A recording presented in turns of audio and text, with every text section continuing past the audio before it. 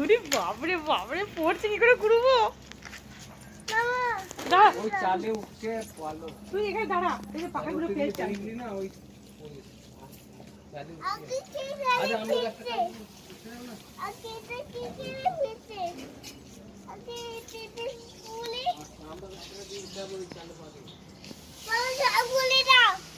সব পুড়িয়ে নিবি?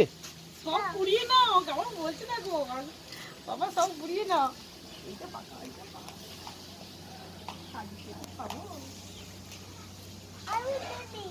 তুই যাবি না? ভ্যাঁস আছে ওখানে।